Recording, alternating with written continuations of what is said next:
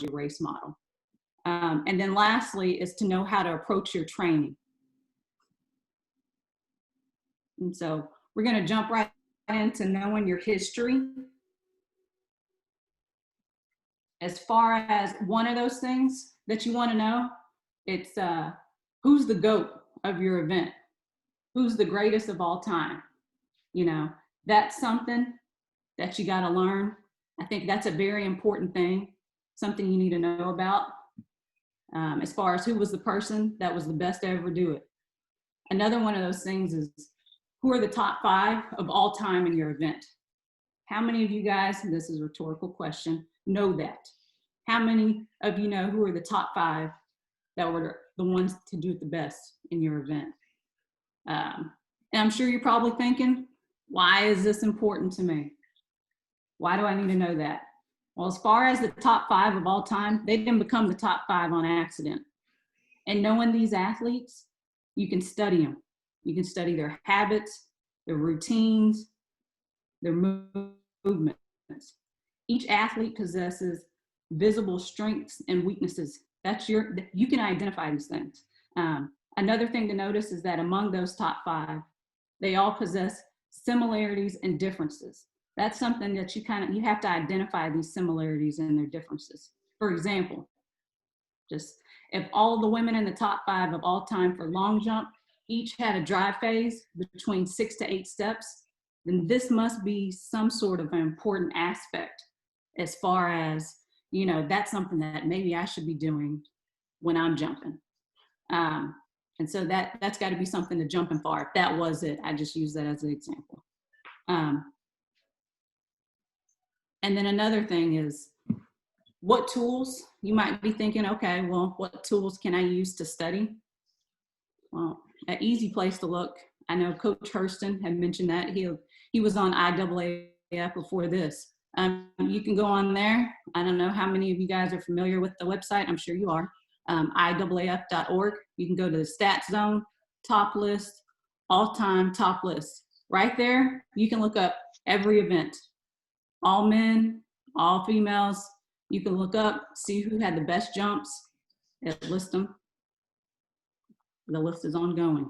And so that's a place that you can start as far as trying to find out who those GOATs are, who the top 5 are, and where to go from there. Well, video. I know everybody's familiar with YouTube. It's a hot time right now. There's plenty of track and field videos that you can find online.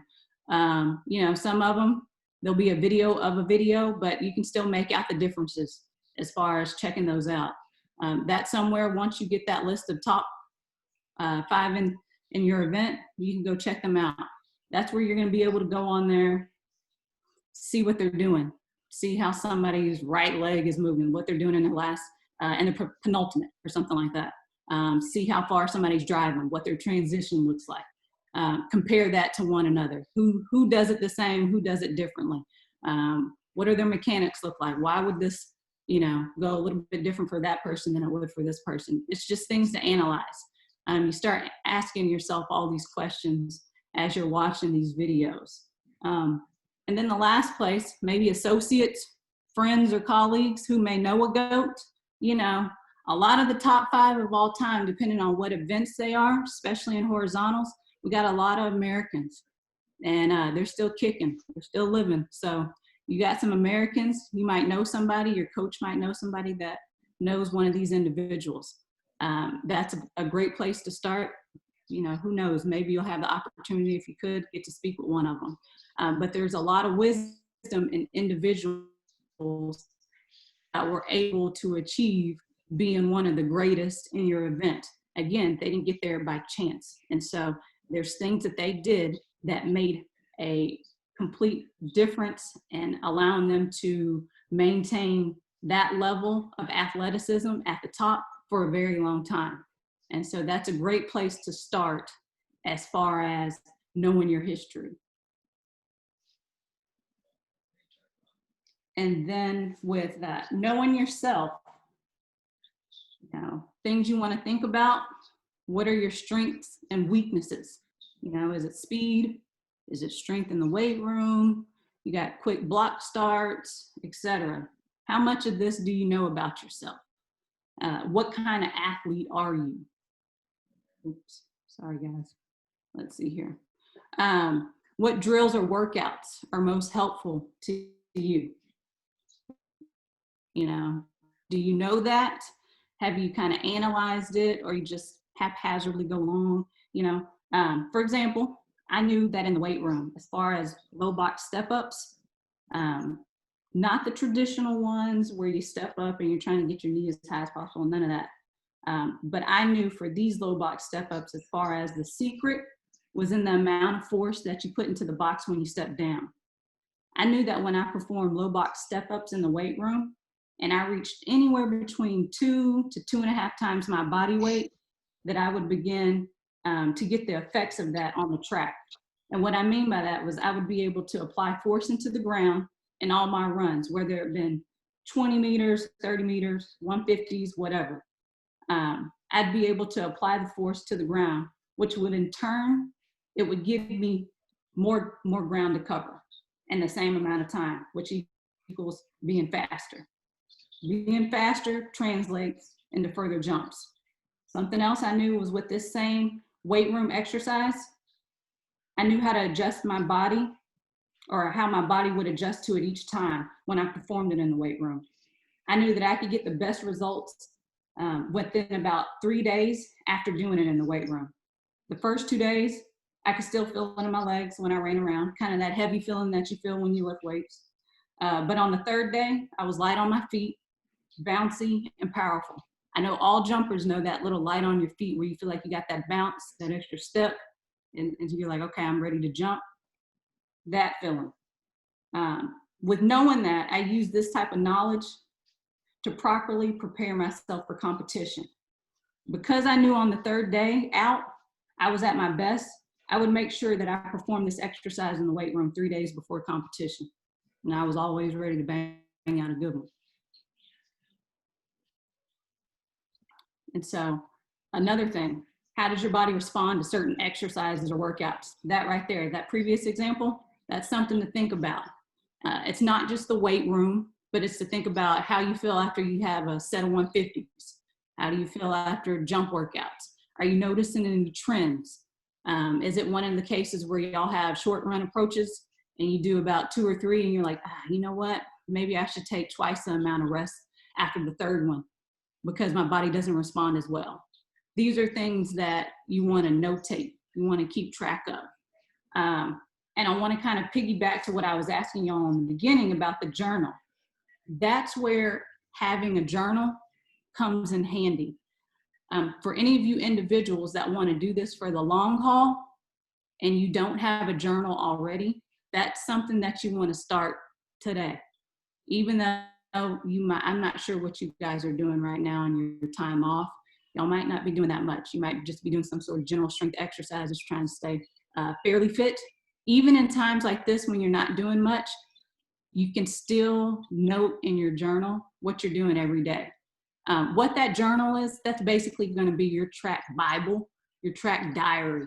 That's something that you will always reference no matter how far you get in your career. There will come times when you'll look back on it, you'll look back at things you did 7 years ago and, oh yeah, you know what? I forgot I did that. You know what? That actually helped me, on my landing. I think I might want to incorporate that again. There's so much that we learned during this time and we end up forgetting just because we grow as an athlete. Well, this journal that you keep will be, that Bible, that thing that you come back to every single time. Stuff that you want to keep inside of that is what you eat every day, how long you sleep, how many hours of sleep you got, were you active that day, were you studying, were you up late at night studying for a test or something like that, what your workout was, what you felt like on your third rep of 60 meters or something. These are all things you want to have. The more detail, the better it gets. If you don't have a journal, now's a great time to get one. But again, as far as knowing yourself, do you perform well under pressure? These are things that you want to think about. Do you know how to execute when a competitor's just passed you in the jumps? Or are you one of those one that kind of crack after somebody's gonna come back and now all of a sudden they've out-jumped you, you know? And apology, a lot of my references, they will be to long jump. Since that was my event, I'm very biased. Another thing as far as knowing yourself, do you need the crowd to get you hype in order to perform well? I do know some athletes, they needed the crowd. Nothing's bad about that. Hey, you gotta do what you gotta do. Whatever works for you. Everybody is not the same athlete. But in knowing something like that, as far as, you know, if you need the crowd to get you hype and perform well, how does this affect you? Have you ever been on the runway? You got the crowd into it. They have the clap going. You start your approach, then boom, red flag, you fouled, you know? Knowing this, how do you ensure that you don't foul the next time the crowd gets you hyped? The answer, research. You know, you got to start looking at yourself. You know about breathing techniques that help you lower your heart rate and help you with the adrenaline that's pumping through your body at the back of the runway. These sort of things to kind of control that heartbeat and all the emotion, the adrenaline, everything that you have going through you while you're standing on the back of the runway. Do you know those breathing techniques to help all that out, to try to get you down the runway so you don't, you know, commit another foul? Knowing these things can help you. Knowing that you can respond to the crowd is critical in knowing yourself as an athlete. See, knowing some of these components, it's integral to be the best athlete that you can be. It's not just about being strong or fast. It's about knowing the why and the how that these will make a positive difference in your performance. And then knowing your race model.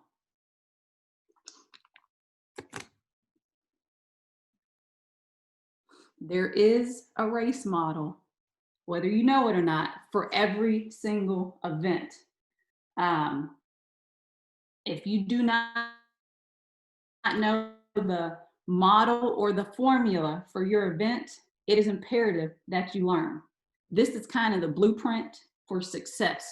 The formula, it's executed differently from athlete to athlete. It's your job to learn the formula and learn how to execute the formula in the most efficient and effective way for you. If you don't know the model, start researching.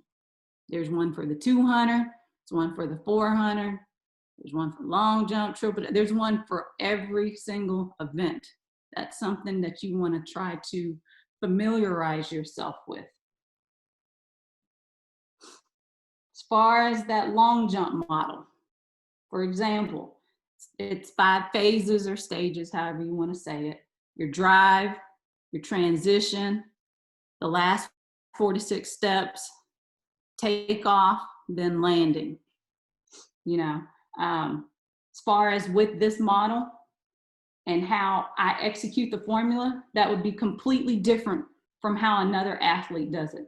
What I think about in order to execute the proper sprint mechanics within the drive phase is going to be something completely different from what another athlete thinks about. I'm not sure how many of you guys know who Maurice Green is, how much of your history you know. He was an American sprinter. He was popular in the late 90s and the early 2000s. At one point, he was considered one of the best during his time, you know. And I always used to hear this story about Maurice. Back in the day, he would always get asked about what he did for his sprint workouts. And he would actually let people know without any hesitation. You know, somebody would ask him, you know, what he did for practice one day. And he would tell him, he's like, you know, I did whatever, 6 times 200 meters or something like that, 2 minutes rest, whatever. That's just a made up workout. But I remember somebody had asked him like, well, hey man, how is it that you have zero hesitation in giving away your workouts? Like, aren't you scared somebody might like use those against you, you know, and become faster or whatever the case was? And he was like, he said, just because I gave them the workout, it doesn't mean they know how to execute those reps during the workout. The point of that was Maurice He had the formula. He learned how to execute it and use it to his advantage. And so I want to press upon you guys and knowing what that is. What does your event, what that formula looks like, what that model is. And then kind of the last thing, and I'll be quick about it as far as knowing how to approach your training. This one's fun. This is kind of where the magic happens. Every day at practice, you are working on executing some piece of that race model. Once you've learned your race model, now you can kind of have fun at training. This is putting together the puzzle, so to speak. Every day at practice, you're working on executing some piece of it. For example, say today you guys had 2 sets of 40, 50, 60 meter sprints. One of the things you can be working on for that whole day is the transition of every single rep, working on it, in and out, that transition, what that looks like, where it's at. Is it happening, somewhere in 8 to 10 steps, 6 to 8 steps, 6 to 12? Where's your transition? What place does it look like? Are you able to keep the same amount of pressure applied to the ground during your transition? That way you don't lose any speed, because if you lose speed in transition, it's going to slow you down when you get closer to the board. Those are things to think about. Those are the things that you want to kind of break down and you want to work on during practice. It could be the case of maybe today you're only working on your first 3 steps. How do you create that amount of force that you need to get out on your first step, to be able to apply the proper amount of force into the ground to set you up for the rest of your approach? Those things. Or, it could be you're working on your penultimate, but ultimately that penultimate, that's just a long-term effect of what you do earlier on in the approach. So that kind of happens on its own. That's something that you really don't even have to think about. But with that, every activity that you perform during training, it's functional. That means that it has a direct relationship to your performance. For no reason should you be doing anything that doesn't translate to better performance, or else it's a waste of time, pretty much. Each day, you're working on those new cues from your coach or yourself that you've implemented during training. You're putting together the pieces of the puzzle. Each day, you eliminate another piece that doesn't fit until you find the one that does fit. That's kind of what it is. It's a trial and error approach. That's what this is. Every day, you should have a goal for training. Whether that goal be to try out a new cue during jumping or during sprints, with each rep, you should be aiming towards that goal. Once you've found that piece, it'll eventually become second nature, where you no longer have to think about it when you got to execute that. And then at that point, you can move on to another piece of the formula. At the end of the day, what you want is to be able to know how to jump far, or how to pole vault high. Whichever one it may be for your event, that's what you want to know. You want to know how you did what you did, and you want to know how to replicate that time and time and time again. Unless you are actively participating in this learning process, then when you have some minor success, you might not know completely what you did in order to do that same thing again. You can kind of go off feeling sometime, but unless you are absolutely positively for sure that you say, you know what, on this one, I have to think about jumping out of a plane. That's how I do it. Whatever the case may be, whatever the cue is, those things right there, that's what you're going to want to know. You want to be able to replicate this. Consistency is key. Being able to know how to do this over and over is key. That's what you want. That's how you want to approach your training. Learning how to find those pieces and then moving on to the other part of the formula. Execution is key. Practice, it makes performance. All right, just a small review. Being a student of the sport, it's going to require you to become an active participant in the learning process. Those 4 things that you want to know, one of them being your history. Know who those GOATs are. Who are the GOATs of your event? Who are the all-time top 5 of your event? You want to know yourself. Who are you as an athlete? What are the things that make you? What are your strengths, your weaknesses? What activities, what workouts? What are those things that work for you? What doesn't work for you? You got to know those. Keep it wrote down, write it in a journal. Write down all your competitions, each jump, what the wind reading was, how you felt for each jump. Lean into that journal. That's something that you want. Number 3, knowing your race model. You know, you got to learn the formula and how to execute it in the most efficient and effective way for you. And that last thing, know how to approach your training. Every day, work on executing a piece of that race model or a piece of that formula. That's what you want to do. Plug away at it, at the puzzle, try to figure out all those pieces. And then as far as what's next for you, what does all this mean for you? Pretty much it's a two-way street. It's a two-way street in exchange between you and your coach. Your coach doesn't always have the answers, not all of them. Hurston knows a lot of them, but he doesn't have all of them. Your coach, he's there to lead you and guide you, but they can't tell you how you feel when you run, jump, or squat in the weight room, whatever that may be. Open lines of communication, you know, that's a must. You got to have those to be able to untap your true potential. I loved it. I remember, I don't know how many of you guys know Dennis Mitchell. I got a lot of name dropping in this, but Dennis, he used to tell his athletes when they were competing at major championships, and I hope I don't tear up his quote too much. He would say something like this. It was, you can't show up during the competition wishing and hoping. You got to show up and trust and know that you put in the work to make it happen. And so that is what practice is. It's practice. This is the time when you try new things. This is the time when you work on the different phases and on the cues in practice. Practice makes performance.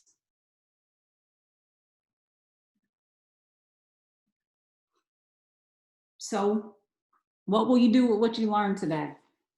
That's kind of what I want to leave you guys with, as far as possibly, you know, even if it allows you to think a little bit different about how you're training or how you approach training, or even just getting a journal. What's that going to look like for you? And then I did want to kind of stop there and see if there were any questions.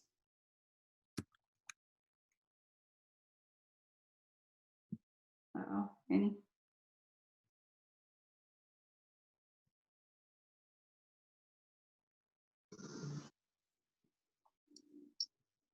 Anybody? Good stuff, Polk. Yeah. Anybody got questions? I'm sure we got a few. Hi, Tori. Hello. I don't know if you can see my video here. My name's Shole. I'm Keith's ops assistant. You know, I've been helping the group out and just working underneath Keith. Again, just thank you so much for taking the time out to, you know, speak to us. It was extremely insightful. You know, I learned a lot. My question would be, you did mention there was a period post-collegiate where you were sort of wandering for like 3 years before you made a national team. You know, we have a few athletes on our books, you know, who aren't on this call, Corian, Marnie, Jojo, who are also in a similar position. It could be a very, you know, trying period, you know, with limited funding and you know, just a sort of mental weight of having very little support. How was it that you overcome, you know, this, you know, stayed motivated and, you know, carried on persevering during that period? Is there anything you can share, and any words of encouragement that we can sort of relate to, you know, other athletes? Certainly, certainly. Thank you. During that time, I want to make sure that I do say this. It wasn't easy in the sense because when I graduated, and then I moved out to Fayetteville, 2007 to 2010, I certainly was working a full-time job also, while trying to train. And so I completely understand the burdens, I guess, I don't know how you want to say it, but the struggles of trying to maintain just bare minimum standards of living while trying to compete and be the best that you can be on the field. As far as any sort of advice or wisdoms that I could give towards that, making sure that whoever you do have in your support circle, that, you know, you continue to, how can I say this, fertilize, water those relationships, because those people are going to be the same people that ride with you through the good and through the bad. As far as the motivation to keep going, what it was for me, I knew that I knew that I knew I had my potential. And in knowing that, even when I jumped a centimeter or 2 centimeters further, I had those small PBs. Those were big wins for me, because that was only fuel to the fire for me to know that, okay, I'm still getting better and I'm still doing or making the progress towards, you know, what my overall goal is. And so those were things that I certainly held on to. As far as if you have that ability to get in a situation where you have yourself a great coach, a living environment, you know, that you can, it's still positive, it's not negative or anything like that, those things you want to hold on to. I know sometimes it's difficult as far as being able to find yourself in the right training group, and still being able to manage living. I know sometimes that doesn't work out for people. Some individuals, they had to move home, not using myself as an example, but move home and maybe stay with mom and dad or something like that in order to continue training. In doing that, just set yourself up with small time goals, small wins every day, whatever those may be. You know, you got to set your mind right for what it is and try to hold on through the rough times, because it does get better as long as you're continuously trying to learn more and more about it. A lot of times athletes, they won't take that hard look in the mirror to realize, like, you know, wait a minute, maybe there's something that I'm not doing properly. As far as that research and learning and asking questions, yes, please do that. Ask others. Granted, some things you got to take with a grain of salt. You can't just let everybody overflow you, you know, run advice to you and you get overwhelmed with coming from several different directions. But as far as trying to keep your support group with you, that's something that you want to do, because those individuals are going to be the ones that you always lean on. They're going to be there the whole time. I'm not sure. I hope that answer gave. Yeah, it did. It did. Thank you so much. Yeah, it did. Yeah. Yeah. Thank you. Anyone else? Question time. Let's get them out. Don't be shy, Trent. I know you're right now on a whole list of things. I know you got stuff to say, Trent. Trent, ask away. Yeah, don't be shy, folks. Well, while someone's gaining their confidence, if there's, again, I can't impress enough that truly becoming a student of everything that you do, yourself and your discipline, you got to own all of that. I learned more in those years that I coached myself about track and field as a whole, the history of the sport, and I learned more about myself. That made, I think truly that made the biggest difference as far as me going from the bottom of the list to being one of the top in the world. It hands down. And it was because I took the time to study and learn. The same way, you know, some of y'all are getting into those books. If you want this to be a full-time job after you finish, you got to treat it like a full-time job. That's all day, every day. It doesn't mean just showing up for practice and going out and doing something on the track and then showing up for a competition. No, that means you got to get in there, get on the computer, start researching, reading, learning tips, tricks, interviewing some people, asking questions. It's a full-time job. You can't expect to get full-time pay from part-time work. It does not work like that in this field. Track is very unforgiving. You only get a window to do this thing. So you want to take advantage of the time that you've been given. Don't like scrounge that off. Take advantage of every moment that you get. In this time when y'all are sitting down, just chilling, this could be time y'all could be studying, reading, looking up something for track and field, whatever that might be, watching videos, taking notes. Don't let this fall to the wayside. It's opportunity sitting in front of you. Don't let it go. What is that? There's a lot of people that talk about it, but they're not about it. And sometimes pros even are like that. And then they just don't sustain, of course. What is the buy-in? Can you try to describe what the buy-in is like? Like maybe, I know it's a mindset and it's hard to describe the process of it all, but how do you navigate, you know, having that buy-in and maybe like a day? I mean, there's a whole day dedicated to it. How do you get away? You know, how do you manage everything? What's your relax and release, I guess you could say, or trying to step away, the balance of it all? Yeah, how do you balance everything. If you truly got buy-in. If you truly got buy-in, I think, you know, when you've gone in, you put in a solid day of work, you've learned something.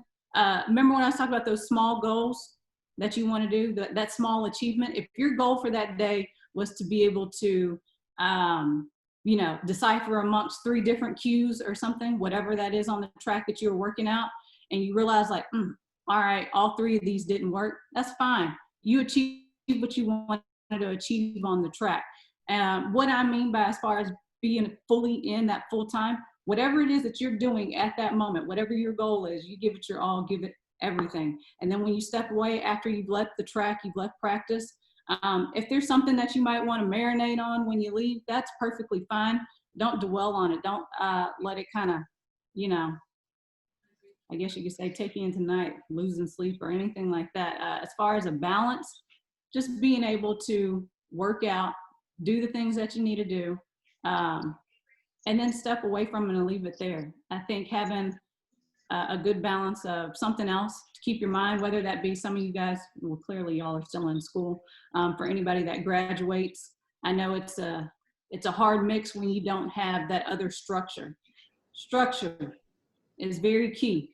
Keeping some sort of routine and structure is very good. I wasn't always a big proponent of video games, but I can see how sometimes when you step away from the track, you know, if that's something that you do in your spare time, that's great. Don't do it from 5 to midnight. That's not productive. Jay? Time you could have been, you know, researching at least something for an hour, something on track and field. That's good. You know, the research is kind of like your homework that you would have for class. Go home, do a little bit of it, and keep it moving. But a balance, having a, you know, a good, normal, whatever you want to call normal life, friends and family people still hang out with, whatnot, and then just taking care of business on the track. I ask that as much for the athletes as I do myself, because I don't know what balance is. You know that. You got to get some hobbies, buddy. Hey, I've been picking some up. I've been doing stocks and learning Spanish. So there we go. Okay, question. Yes, ma'am. Okay, as a college student, we tend to like go through like a lot of stress. How do you deal with stress, and how do you like not allow that to affect your performance as a college athlete? You said, say that again, how to not allow the stress to affect your performance? Mm-hmm. That one, I think that's going to vary from athlete to athlete. I'm not sure if at y'all's program, Keith, do y'all have psychologists? Yeah, we every day at practice, or about every day, we have doctoral students watching Okay. practice, and we have a sports psychologist that we this license if we need them. Okay. Those individuals are people to lean into as far as helping you out with managing that sort of stress, and not letting it, I guess you could say, affect your performance. Let me ask this, what type of stress are we speaking about specifically? Stress from just track and field related? You're trying, like what? You're trying to get a mark? You mean like school and life, right, T? Right. School and life? Yes. Mhm. I think, again, yeah, being able to rely on the medical people that you can, they're going to be the ones that give you the best tips for as far as managing any sort of stress in that capacity. With it, just know it won't just be college. When you get out of college, it's going to be the same type of stress. That's life. It's going to be balancing everything, whether you're balancing a husband, a spouse, children, your job, track and field, the media, your responsibilities to the community. It's all going to be a balancing act that one will have to keep up with. And for each individual, depending on what that looks like for them, take advantage of the medical professionals that you have out there, because they're going to be the ones that can give you the best tips that you can use throughout that time when you have that type of stress going on.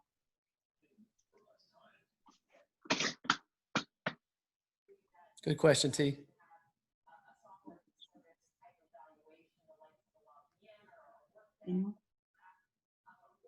Anybody else?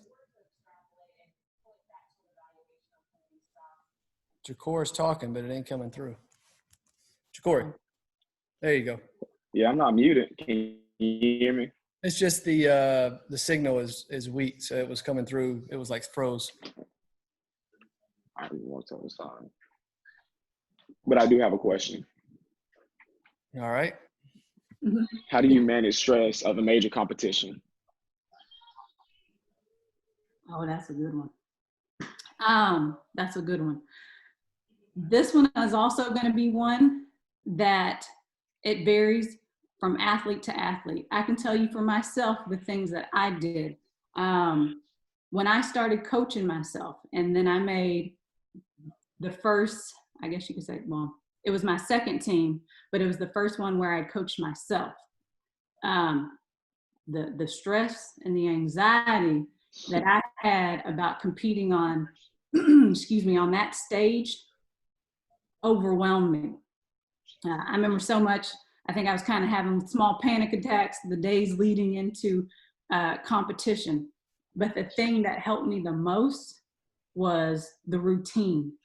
I made sure that my routine as far as preparation for competition was it was on point. I was almost, I hate to say, almost like a robot, but I guess the control of it all and having that routine for myself. And what I mean by that routine, I made sure that I went down, I had to see the stadium. I wanted to see inside of the stadium where we were going to walk through everything. That way I could prepare myself as much as I possibly could for something unplanned. Granted, you can't do anything about the unplanned things that happen. But it was as far as having a routine in place, things that make you comfortable. And even what I mentioned earlier, breathing routines. I remember I would get at the back of the runway and my heart was racing so much, it would, I guess you could say it would alter some of my steps in my approach. And so I would end up fouling, or I'd end up falling short of the board. Learning how to breathe properly at the back of the runway and bring down my heart rate so I could get everything calm and collective before I took off. That was something that I had to work on too. I worked on that during practice. And then even with practice preparation for those major competitions, I made sure that I ran practices going up to that like it was a competition. And what I mean by that is on approach days, I made it look like a competition. I warmed up. I gave myself this extended period of time as if I was in the call room, because they hold you in there for 10 hours. It's, you know, forever you're in the call room, you gotta wait. I made sure to try to mimic my behaviors at practice and that timeline of what it would look like specifically for the competition. And then I got out, and when I did my warm up and practice approaches, I did it specifically for what I would do when I was in the competition. I remember I had a little bit of a rule. I would only do 3, that was it. No more, no less. If you didn't get it in those 3, you know, you'll be able to adjust. I think after some point, because we're so nervous in certain things, you start overthinking, or you try to get it right, you know, before you actually start the competition. Don't do that. What you always want to rely on in competition are those things that you practice. It was the same thing what Dennis said. You can't get out there wishing and hoping. You have to know that those things that you did in practice, you got to trust them, and you got to know that it was right, and you follow that to the T. I'm sure many of you guys know Sonia Richards or have heard of her. Sonia used to have an issue with doing all that stuff in practice, what she was supposed to do. She showed up to, you know, big events, big track meets, and she would win things. But when it came time for those big Olympic championships, world championships, things like that, all of a sudden Sonia would be at the back of the pack in the final. We're like, she's the fastest person in the field. Why is she not winning this? Like, this race is handed to her. The stuff that she would run, you know, and prelims or just at some regular old meet, you know, in the middle of nowhere, that would be what was winning the championships.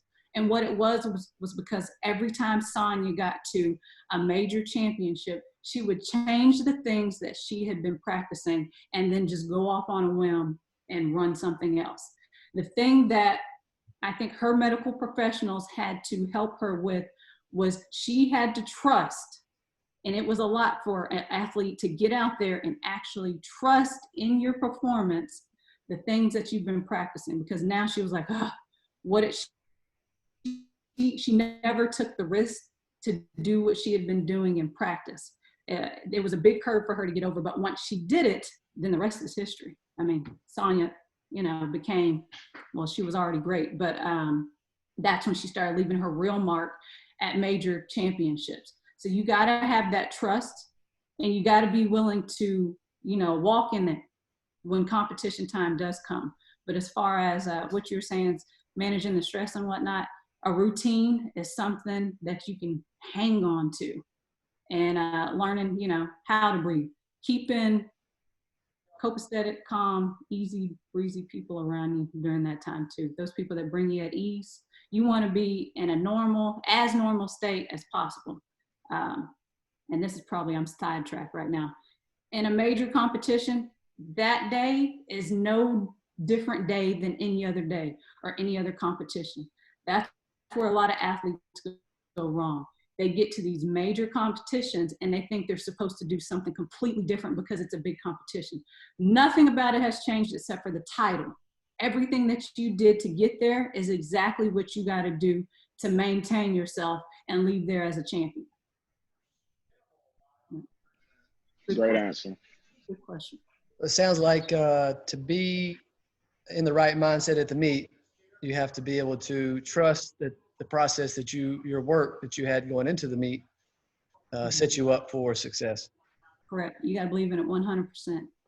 And believing in that 100% is believing in your coach, believing in what you and your coach have been working on, and believing in yourself and knowing it, going out there and being 100 with it and giving it all you got.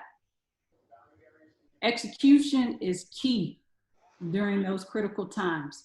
You got to rely on that.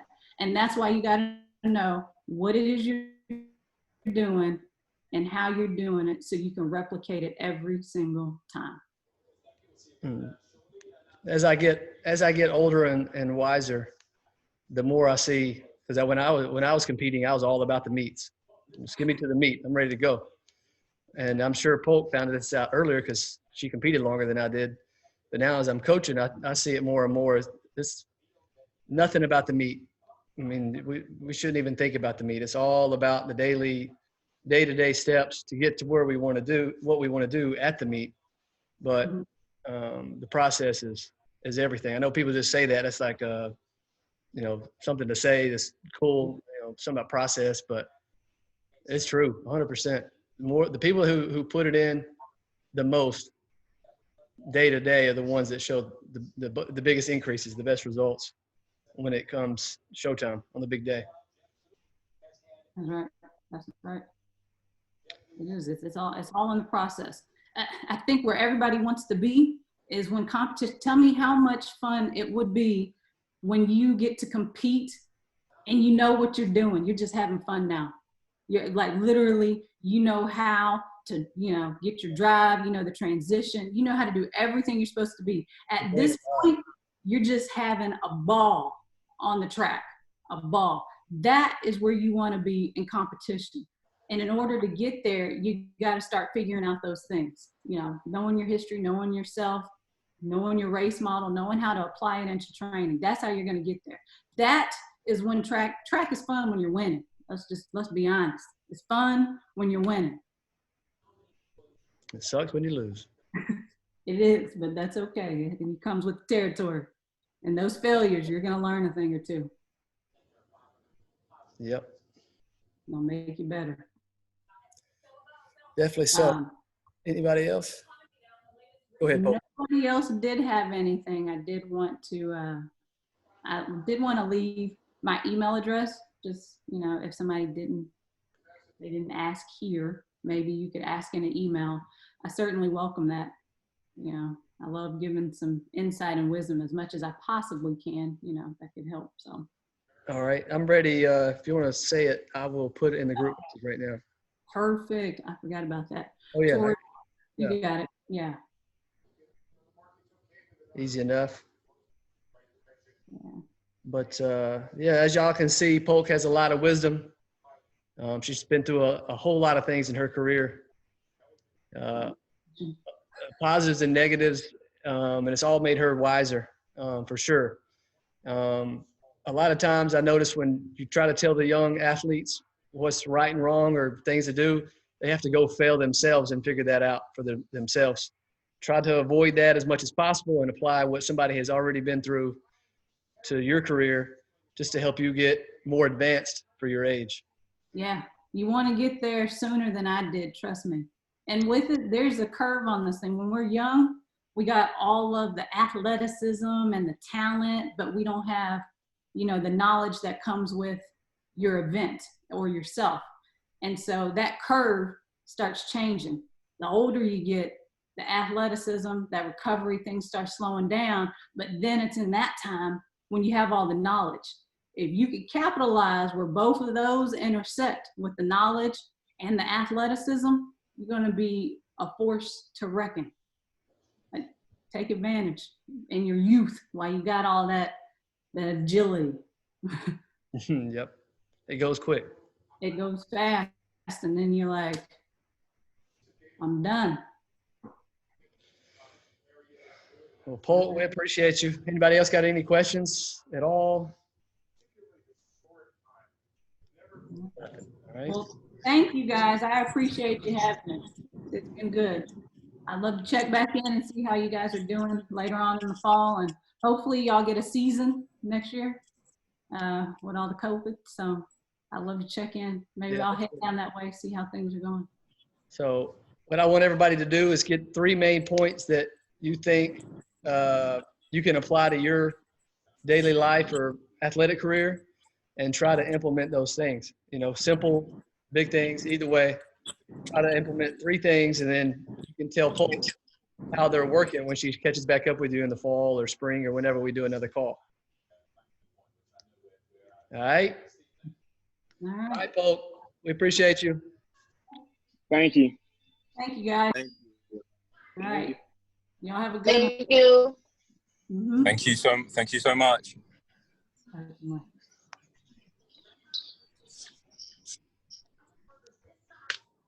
right. Good stuff, Polk. I'll see you. I appreciate you. I'll See give you a you. call. All right. Thank you. Bye. You didn't hear nothing from Shola until everybody was saying bye to her. Shola think he's slick, boy. Oh, snap. Ellen.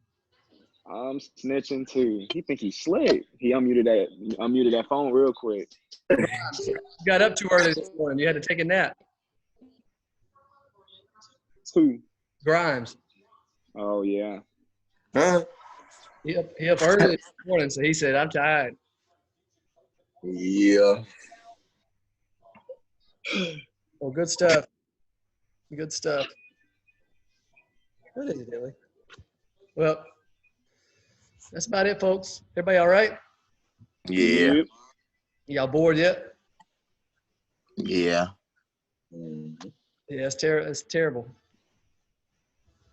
So boring. If it's T and Jacory, all y'all doing is working all the time. Yep. Working and trapping. I mean, just working. Trapping. Working. I Trapping. mean, that's what I mean.